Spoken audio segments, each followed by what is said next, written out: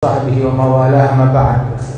Kita bersyukur kepada Allah Subhanahu wa taala pada malam hari ini. Allah taala mudahkan dan berikan taufik kepada kita hingga dapat berziarah, berkunjung, bersilaturahmi ke Pondok Pesantren Tegalrejo yang didirikan oleh almarhum al-maghfurlah Syekh Kiai Haji Khudari. Mudah-mudahan Allah mengangkat derajat beliau dan Allah Ta'ala memberikan keberkahan kepada segenap keluarga besar beliau dan kepada para guru-guru kita, pengasuh Pondok Pesantren Tegalrejo, bil khusus Kiai Mudrik, Kiai Hanif dan juga Kiai Yusuf Abna Kiai Khudari diberikan kesehatan dan Allah Subhanahu wa taala insyaallah memberikan berkah kepada para guru-guru, para kiai, para asatidzah dan para santri-santri seluruhnya. Talibat insyaallah diberikan berkah oleh Allah Subhanahu wa taala. Sungguh sebuah kehormatan, sebuah kemuliaan Allah Subhanahu wa taala mengizinkan kepada kita untuk sibuk dengan kesibukan yang sama yang dilakukan oleh Nabi Muhammad sallallahu alaihi wasallam. Kesibukan ilmu, kesibukan amal, kesibukan ta'lim, pengajaran, kesibukan dakwah. Ini adalah kerjaannya Rasulullah sallallahu alaihi wasallam, profesinya Nabi Muhammad. Profesi beliau sebagai pencari ilmu. Allah Ta'ala berfirman di dalam Al-Quran, wa qul rabbi zidni ilma. Katakanlah wahai Nabi Muhammad, rabbi zidni ilma, ya Allah tambahkan aku ilmu. Kalau di situ ada yang lebih mulia dari ilmu, Allah akan mengajarkan, memerintahkan Rasulullah untuk minta tambahan hal tersebut. Cuma nggak ada yang lebih mulia dari ilmu, hingga Rasulullah diperintahkan minta tambahan ilmu. Dan Rasulullah SAW di dalam pencariannya kepada ilmu tersebut, Allah memperjalankan Nabi Muhammad dari Masjidil Haram ke Masjidil Aqsa untuk apa? Untuk ilmu dan napak tilas jejak ulama al-anbiya, ngalap berkah dari napak tilasnya para nabi-nabi, para ahli ilmu. Sehingga Allah Ta'ala berfirman, subhanalladzi asra bi'abdihi laylan minal masjidil harami ilal masjidil aqsa alladzi barakna hawlahu linuriyahu min ayatina innahu huwas samiul basir. Maha suci Allah yang memperjalankan hambanya Nabi Muhammad.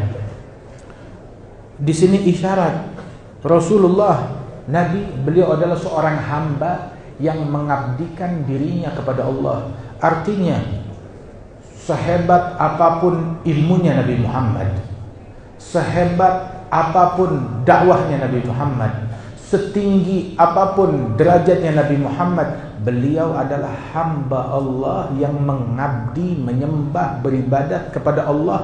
Dan gelar itu merupakan gelar yang paling disukai oleh Rasulullah di antara semua gelar.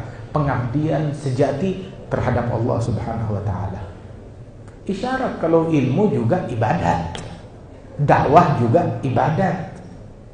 Dan tujuan daripada ilmu dan dakwah tersebut adalah untuk menegakkan hakikat peribadatan, pengabdian yang sejati untuk Allah. Maha suci Allah yang memperjalankan hambanya Nabi Muhammad minal Masjidil Haram ilal Masjidil Aqsa. Salat di Masjidil Haram 1 rakaat seperti 100.000. Di Masjidil Aqsa 1 rakaat seperti 500 rakaat. 1 rakaat di Masjidil Aqsa seperti 500. 1 rakaat di Masjidil Nabawi seperti 1000. 1 rakaat di Masjidil Haram seperti 100.000. Subhanallah. Tapi Allah memperjalankan Nabi Muhammad dari Masjidil Haram ke Masjidil Aqsa. Berkah dimanapun, sekecil apapun, tetap itu adalah berkah yang tetap kita cari. Jangan mentang-mentang saya sudah punya yang banyak, nggak perlu lagi kepada yang sedikit. Tetap cari berkah. Sehingga kita mengenal di antara al-akhdh wa talaqi, mengambil ilmu, menimba ilmu, talaqi al-kubar, talaqi sighar 'anil kubar. Bagaimana junior mengambil dari senior. Bagaimana talaqil agran, ulama mengambil ilmu dari rekan sejawatnya yang satu level juga. Dan bagaimana pula disebutkan talaqi al-akabir 'anil asaghir.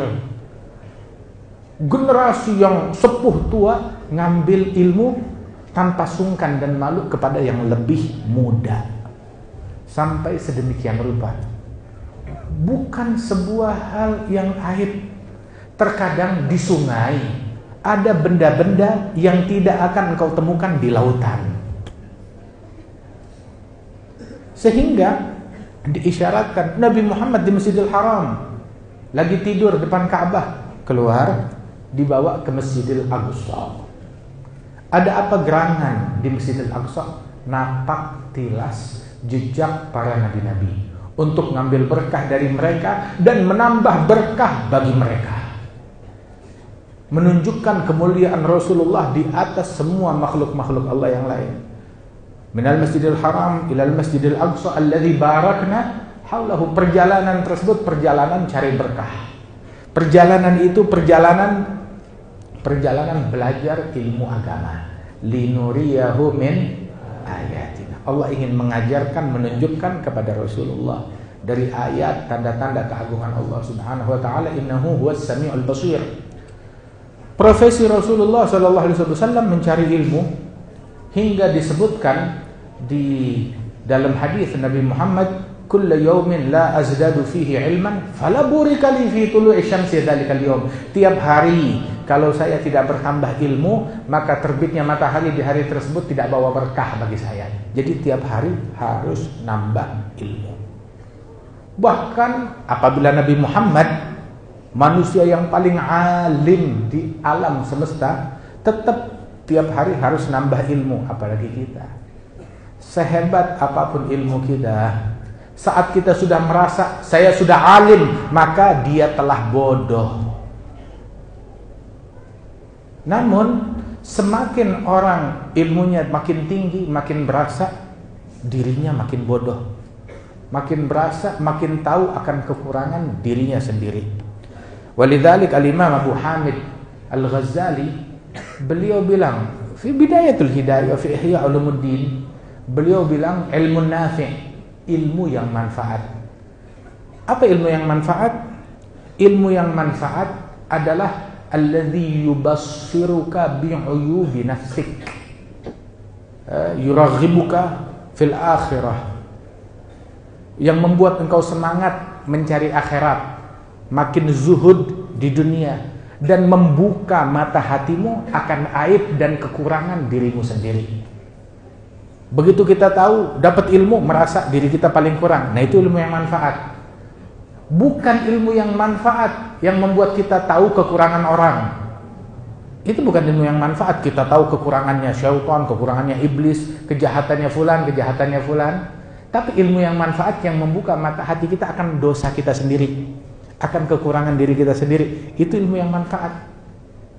Sungguh ada orang mencatat, menulis kejahatan fulan, kesalahan fulan, rapot merahnya fulan dan fulan. Ada 1000 kesalahan dia, ada 100 kesalahan dia, ada 50 kesalahan dia. Andaikan kita kumpulkan kesalahan kita, kita catat, cari tahu kesalahan kita 5 saja, dan kita perbaiki, udah jadi wali besar. Tapi habis umur kita sibuk dengan kesalahan orang lain, dan riset kita atas kesalahan orang, kita kasih nama itu ilmu. Padahal itu bukan ilmu, itu racun. Man tatabba'a aurata akhihil muslim tatabba'allahu auratah, wa man tatabba'allahu auratah fadahahu Allah wa in kan fi jawfi baitih. Yang mencari-cari kesalahan, kekurangan saudaranya yang muslim, Allah akan mencari-cari kesalahan dia dan bakalan dibongkar oleh Allah walaupun dia sembunyi di dalam rumahnya sendiri.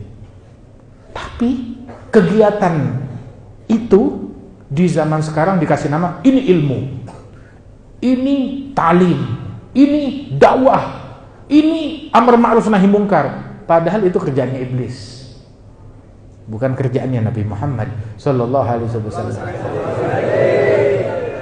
Kerjaannya Nabi ilmu, nuntut ilmu.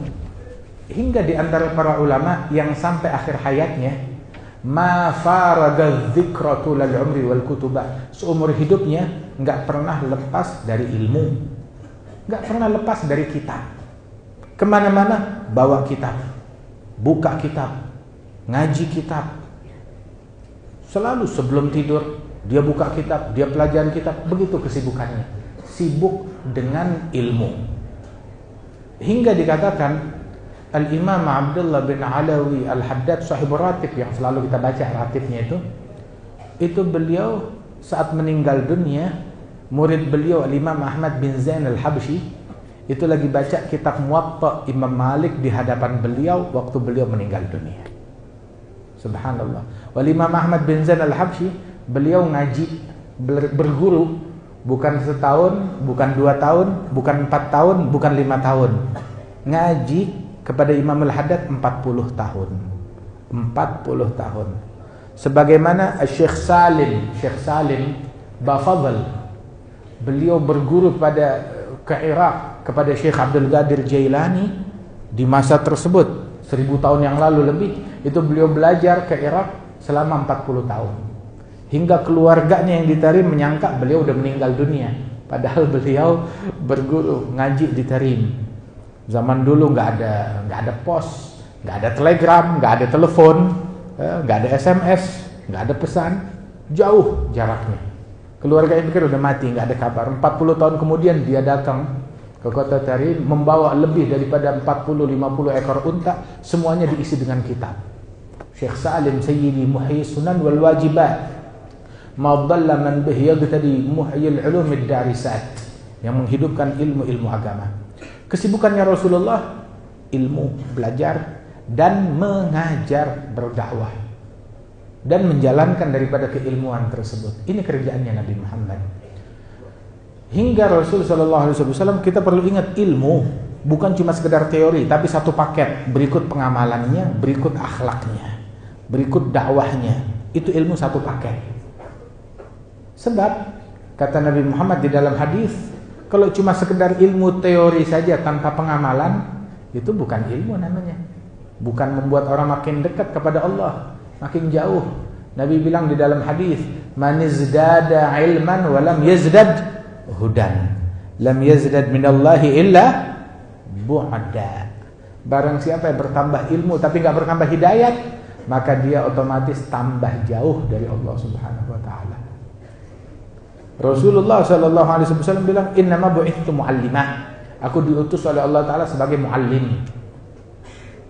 Untuk ilmu, untuk mengajarkan ilmu, dan juga ilmu satu paket. Innama bu'ithtu liutammima makarimal akhlak. Berikut akhlaknya. Berikut akhlaknya. Hingga enggak ada akhlak yang lebih bagus dari akhlaknya Nabi Muhammad. Wa innaka la'ala khuluqin 'azim, dalam akhlak yang paling bagus. Itu beberapa ulama di zaman dahulu, ulama yang terdahulu masuk ke satu negeri, salah seorang imam madhab. Tatkala masuk satu negeri disambut oleh para ulama yang ada di negeri tersebut, diarak di jalanan. Saat di jalanan, kebetulan di jalanan itu ada seekor anjing berjalan. Maka ulama besar mau lewat, itu ada anjing di jalanan. Itu masyarakat ingin mengusir anjing tersebut. Itu ulama bilang, jangan diusir.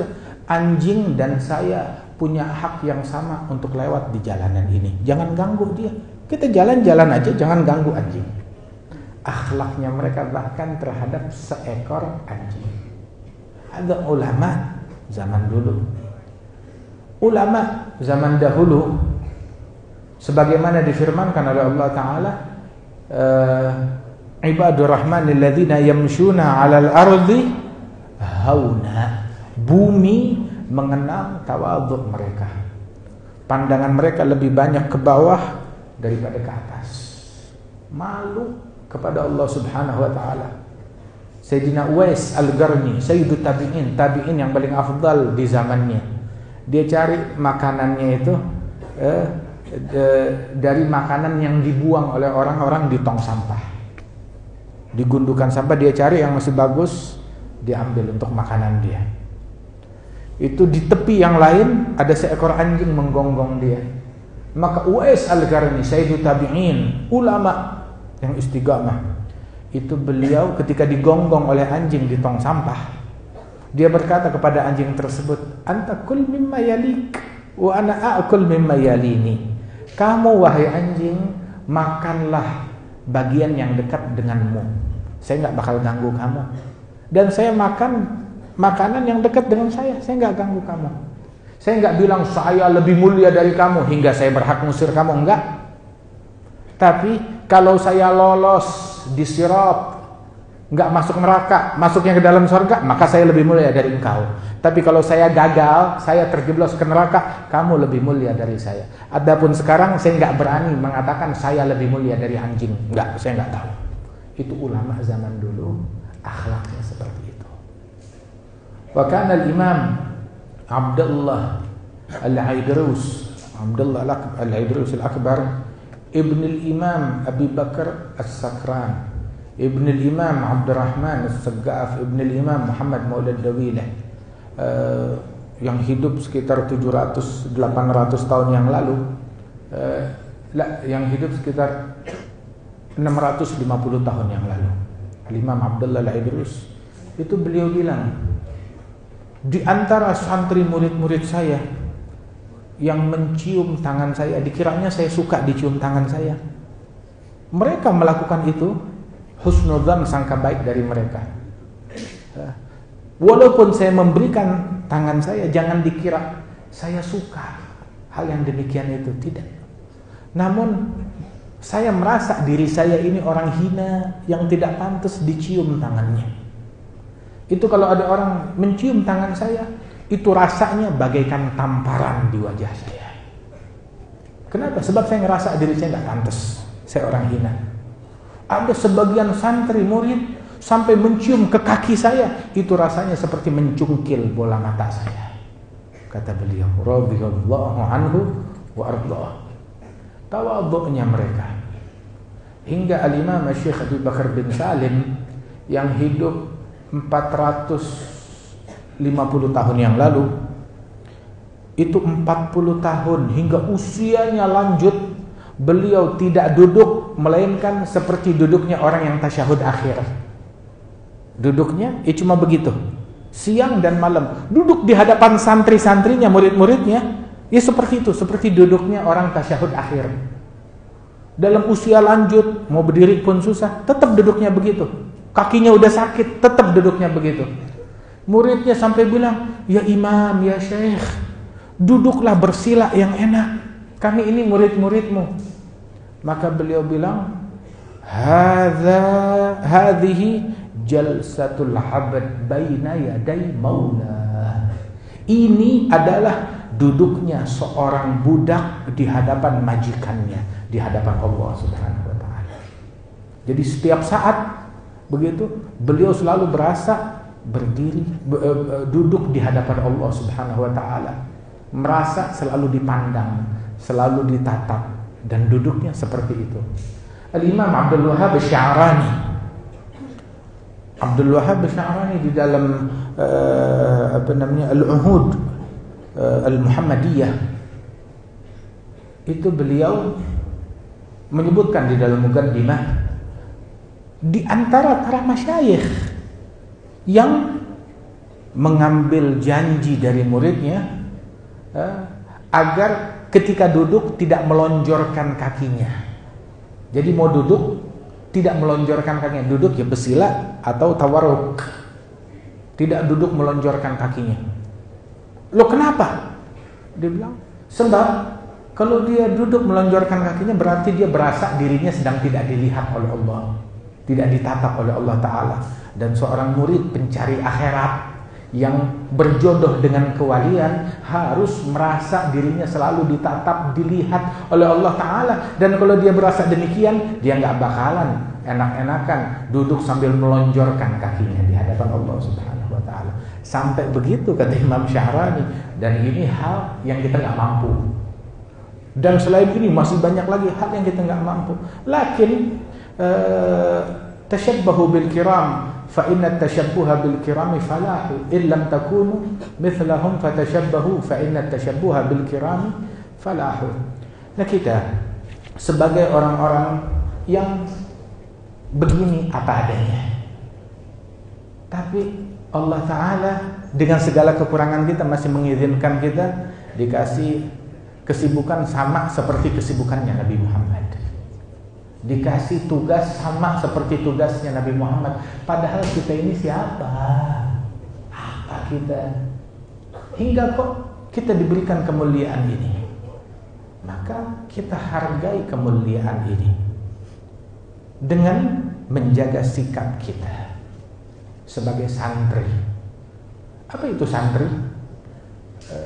Syekhu syuyukhina, guru dari para guru-guru kami, Al-Imam Al-Allamah Al-Imam Abdullah bin Umar Asy-Syatiri, itu beliau bilang, la yakun talib ilm man lam yuhafiz ala qiyamil lail wala ala salatil jamaah.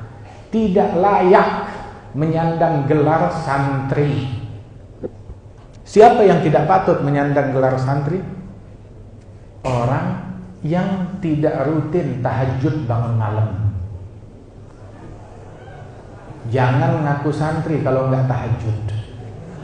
Tidak layak menyandang gelar santri kalau nggak bangun malam. Tidak layak menyandang gelar santri kalau tidak sholat jamaah. Ini beliau mengatakan demikian.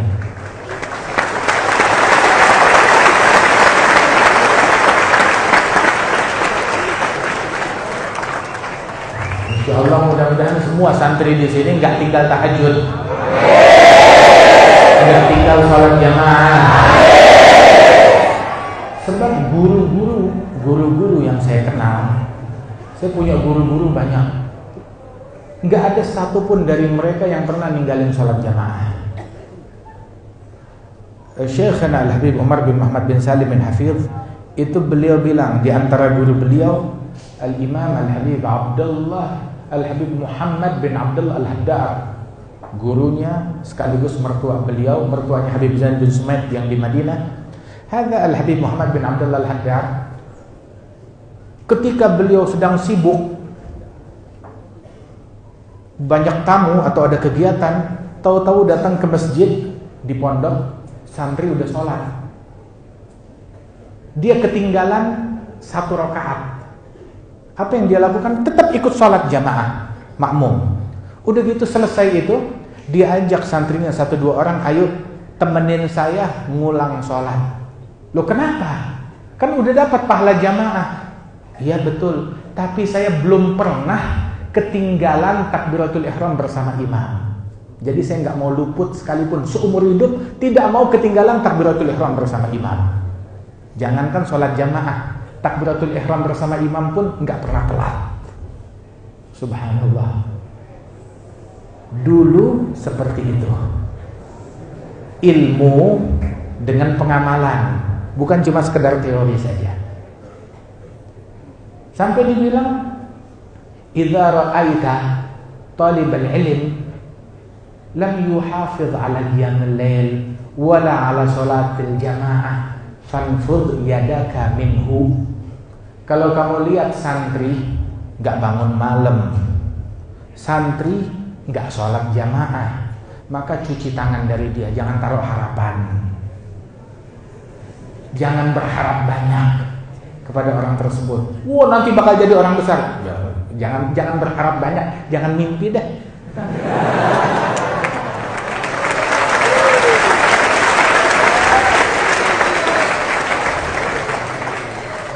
Sahibur Ratib Al-Imam Abdullah bin Alawi Al-Haddad yang meninggal 10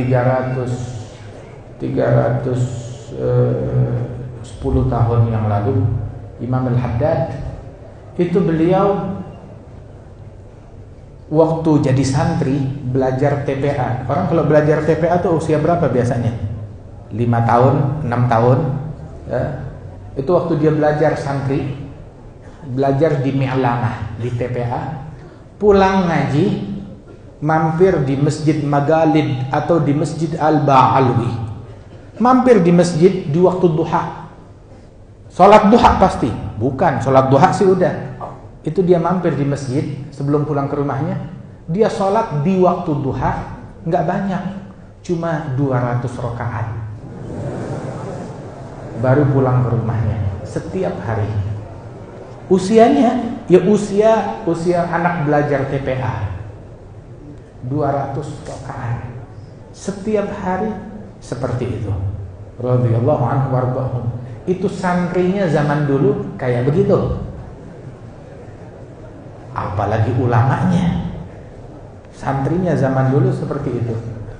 Adapun kalau mau tahu tentang ulamanya, Al-Imam Al-Hasan bin Saleh Al-Bahr itu setiap malam mau lagi sehat atau lagi sakit, nggak pernah tinggal tahajud. Kalau udah datang waktu tahajudnya, dia bangun malam tahajud, ditutup sholat tahajudnya dengan 2 rakaat. Sholat 2 rakaat, nutup tahajudnya dengan 2 rakaat. Apa yang dia baca dalam 2 rakaat? Rakaat pertama setelah Fatihah baca Al-Quran sampai hatam.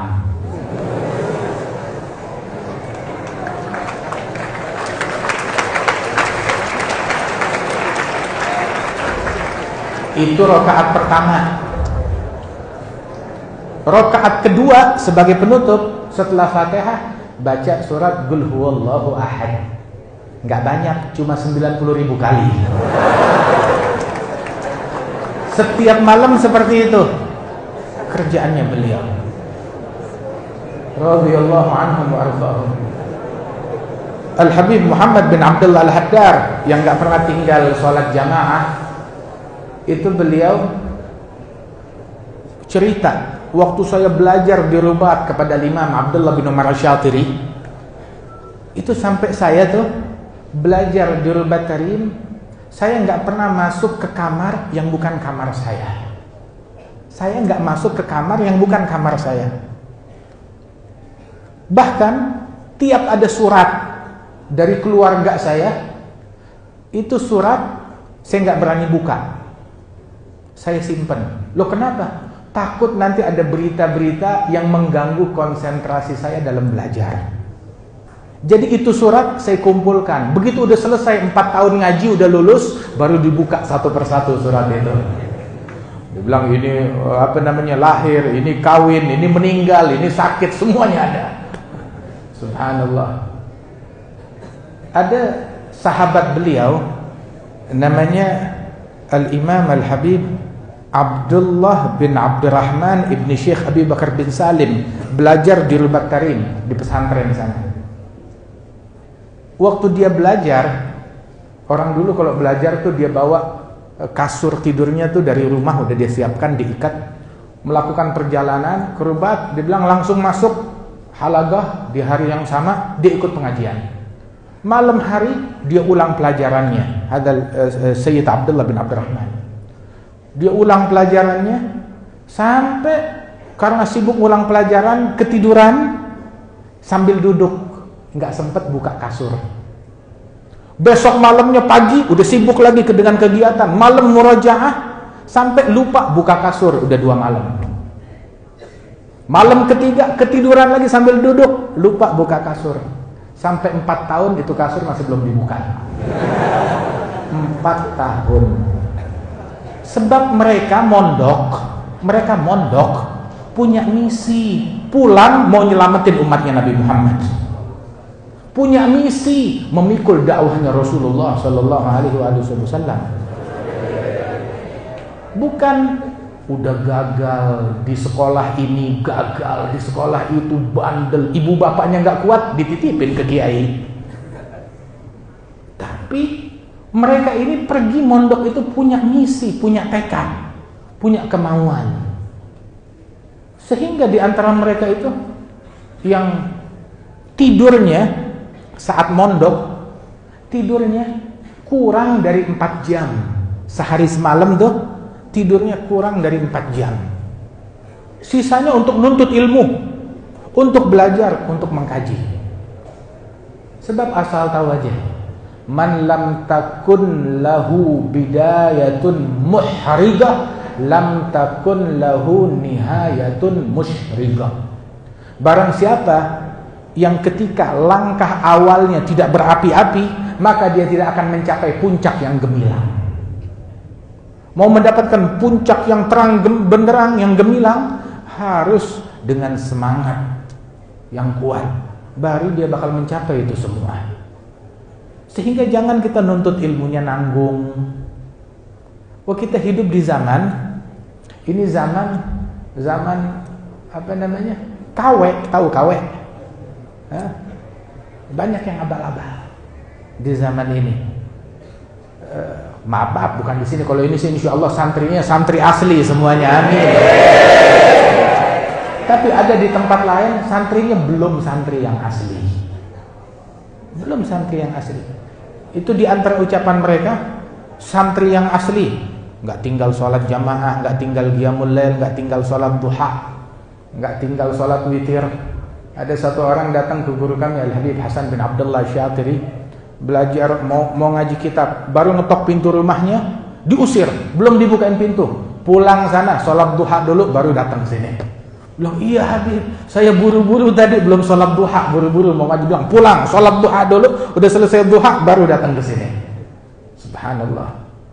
Sampai dikatakan santri yang sejati, minimal seorang santri untuk menyandang gelar santri bersama ibadat itu semua, minimal dalam fikihnya dia hafal Zubat ibn Ruslan, dalam nahunya hafal Alfiyah ibn Malik.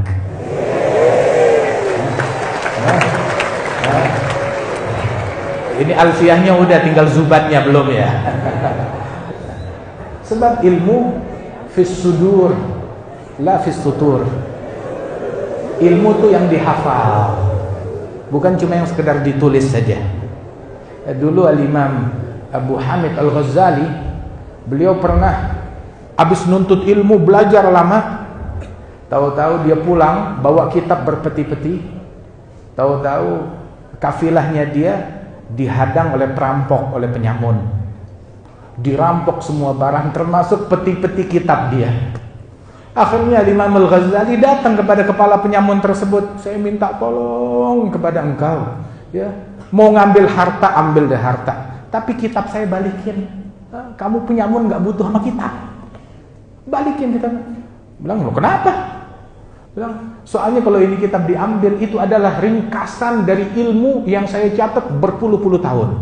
Kalau kamu ambil ini, saya bodoh lagi, hilang udah usaha saya. Akhirnya penyamun itu bilang, makanya kalau punya ilmu dihafal, bukan ditulis. Sekarang kali ini saya kembalikan kitab kamu, tapi besok-besok ketemu, ini kitab saya kembalikan, kamu hafalkan. Besok ketemu saya nggak kembalikan lagi ini kitab. Katanya itu Imam Ghazali terpacu untuk menghafal semua kitab-kitab beliau. Semua kitab-kitab, semua keilmuan dia hafal, hingga beliau menjadi hujjatul Islam, Imam Abu Hamid Al-Ghazali radhiyallahu anhum wa ardahum. Ya, mudah-mudahan Allah Ta'ala tempuhkan kita di jalan mereka. Kita bisa istiqamah di dalam ilmu, istiqamah di dalam adab, istiqamah di dalam akhlak, istiqamah di dalam akhlak. Santri minumnya jangan berdiri. Santri makan minum tangan kanan, jangan sambil berdiri. Santri tidurnya jangan sambil tengkurap. Tidurnya ala jambikal aiman, sisi kanan. Sebisa mungkin ngadep ke arah kiblat dengan sisi kanannya dia. Santri, masa santri minum tangan kiri, santri minum sambil berdiri. Nah, jalankan adabnya Nabi Muhammad sallallahu alaihi wasallam. Santri jangan bikin yang makruh, apalagi hal yang diharamkan oleh Allah Subhanahu wa taala. Mudah-mudahan Allah Ta'ala berikan taufik insyaallah, menjadikan kita sebagai orang-orang yang mengemban sejati ilmunya Nabi Muhammad, dakwahnya Nabi Muhammad, akhlaknya Nabi Muhammad. Allah yahdina wa iyyakum fi man hadah, yar'ana fi man ra'ah, tawallana fi man tawallah, يجعلنا من أولياء وأصفياء بحق حبيبه ومصطفاه برحمتك يا أرحم الراحمين. اللهم بارك هذه المنازل، هذه الديار، وهذه المعاهد، هذه المساجد، هذه المعابد، واجعلنا وإياهم أجمعين أنفع المسلمين للمسلمين، أبرك المسلمين على المسلمين بحق النبي الأمين برحمتك يا أرحم الراحمين يا أرحم الراحمين يا أرحم الراحمين. فرج على المسلمين وتغشى أرواح آبائنا وأجدادنا وصلحائنا، خصوصا من عمر هذا المكان أو صلى فيه أو تصدق عليه أو علم أو تعلم أو أرشد أو دعا إلى الله في هذه الجهة والأماكن المباركة. تغشهم برحمة والمغفرة، خصوصا المرحوم المغفور له كي الشيخ يهدي خضاري وأولادي وذويهم أجمعين ومشايخه ورجال أسانيده. تغشهم برحمة والمغفرة واسكنهم الجنة برحمتك يا أرحم الراحمين، وانفعنا بهم وبعلمائنا وصلحائنا. الله لا يهرمنا بركة عالم ولا بركة ولي ولا بركة عارف ولا بركة صالح، يدخلنا في بركة الجميع بحق النبي الشفيع وعلى كنية صالحة وإلى حضرة النبي محمد صلى الله عليه وسلم بسر الفاتحة.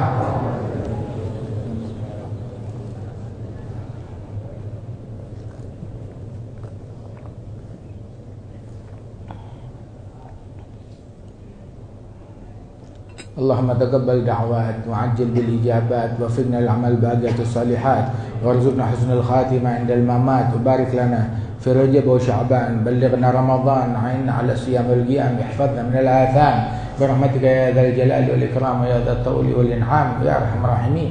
صلى الله على سيدنا محمد وعلى آله وسلم، وآخر دعوانا الحمد لله رب العالمين. السلام عليكم ورحمة الله وبركاته.